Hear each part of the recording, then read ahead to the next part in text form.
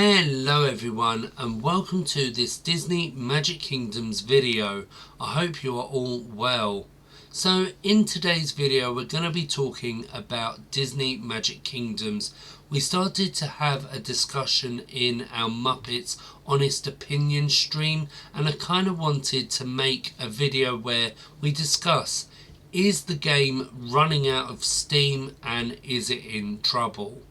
So let's find out. But before we do that, if you do enjoy this video at any time, make sure to give it a big like, and also if you enjoy this type of content, make sure to subscribe.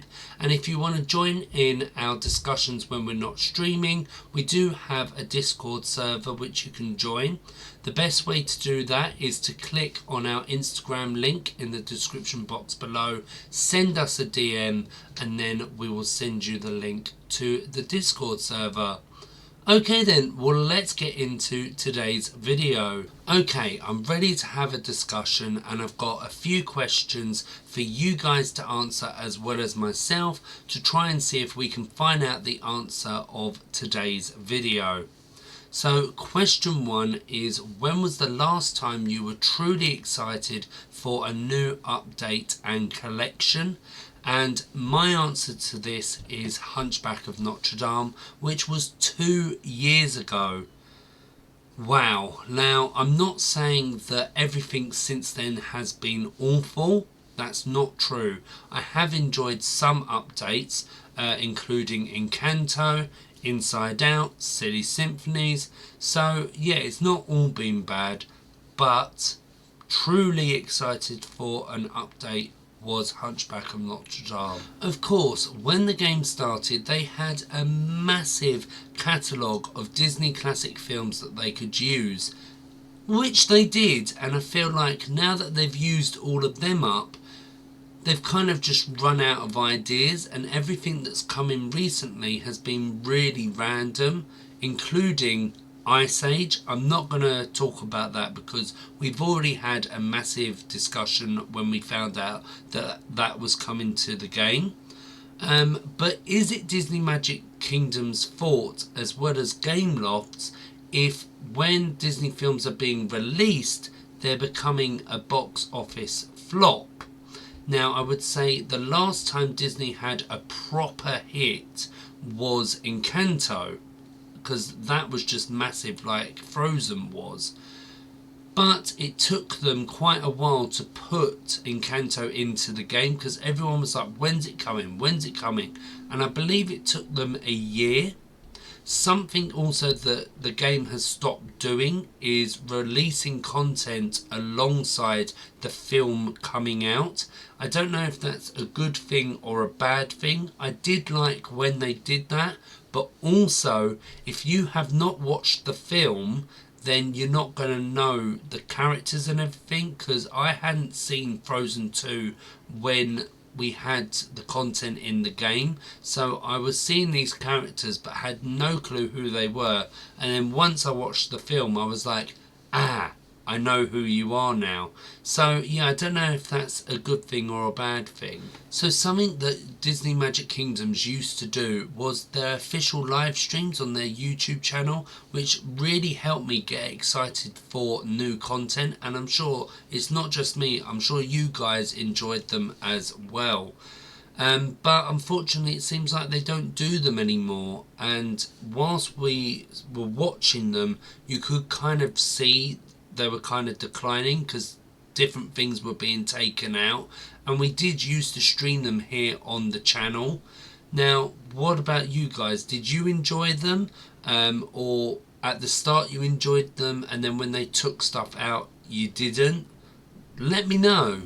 So something that they still do is the teasers. So when they are leading up to a new update, it's to try and get people excited.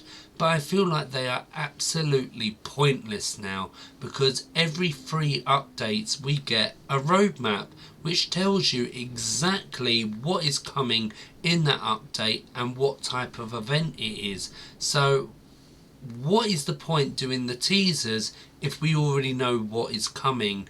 And also because of this we find it really hard to do predictions, And this is a kind of overall, because we're already being told what's coming.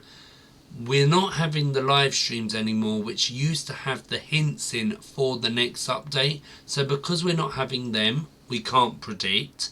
And as I said before, I just feel like the content is so random that you can't predict that either. So that is the reason why we're not going to be doing like our yearly predictions.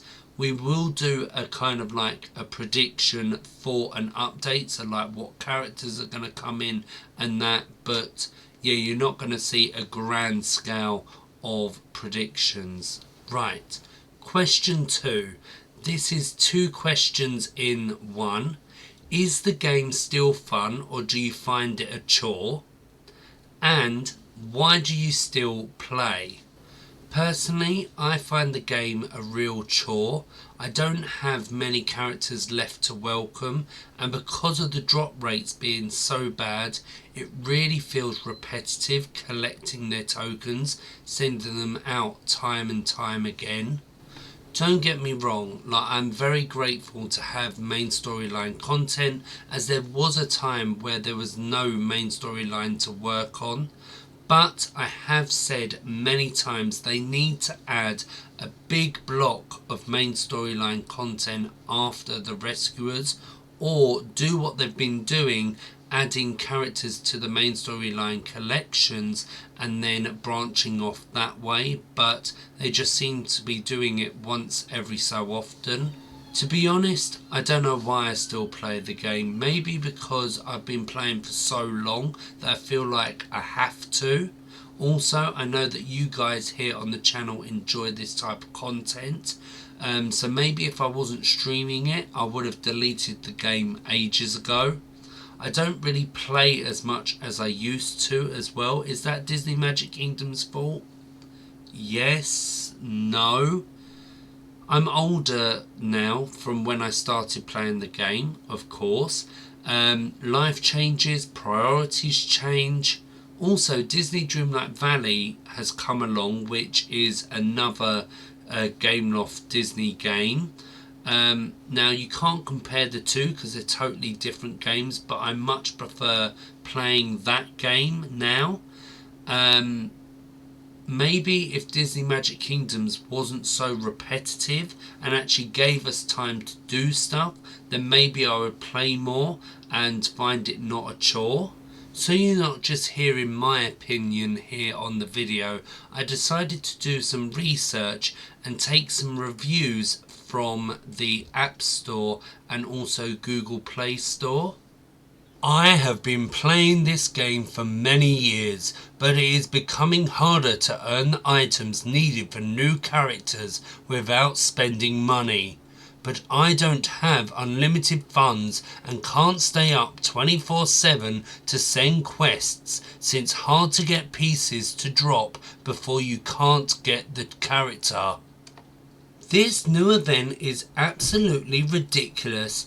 Every single event I have played has been challenging, but doable. Not this one, unless you pay money. To even get a chance of getting the wolf, paying £25 is absolutely disgusting. You can buy a full game for the same total. If I could give DMK 0 stars, I would. I've been a long-term player almost since the beginning. Over the years, I've spent hundreds of pounds as I enjoyed it. However, the developers have made it impossible to collect all the tokens, and worse, characters without spending a ludicrous amount of money, £25.99 to buy one character. Sadly, after many years, it's time for me and DMK to part ways. Gameloft are taking fans for all their money, then can get over player loyalty. Shame on them. Was a great game when it first started, but now has gotten to be nothing but a money grab. Don't get me wrong, you don't have to pay to play, but if you don't, the game gets to be a long drawn out bore. Okay, last question. Is Disney Magic Kingdoms in trouble? The game is 8 years old, nearly 9, and it's been going for quite a while. I don't think it's in trouble, but it's definitely on a steady decline. There are lots of negative comments from players about the game. We've heard just a few just then, but there's quite a few on their official social media. There were job cuts in June 2024. I've noticed less content of the game from big content creators here on YouTube. I don't know if the likes of Twitch and that. Other games have come, like we spoke before, Disney Dreamlight Valley. Now you can't compare the both of them, but I feel like they're hitting the same target audience. In some ways, the game is newer and it has that massive collection of Disney classic films that Disney Magic Kingdoms had when it started. Now also, it's another game that takes quite a lot of your time, and players might say, well, you know what, I'm going to rather play that game rather than Disney Magic Kingdoms. So you never know, that might not help their steady decline. Now, to kind of round off, it is a good game, Disney Magic Kingdoms, but it definitely needs to change, or I do think it will be in trouble. I look forward to seeing all your answers in the comment section, and I'm also looking forward to replying to them. If you have enjoyed this video, make sure to give it a big like, and if you enjoy this type of content, make sure to subscribe. We are going to have a part 2 to this video because there's another kind of subject about the steady decline of Disney Magic Kingdoms that I want to discuss. Also, if you want to join in our discussions when we're not streaming, then you can join our Discord server. The best way to do that is to go onto our Instagram, and the link to that is in the description box below. Send us a DM and we will send you the link and invite to the Discord server.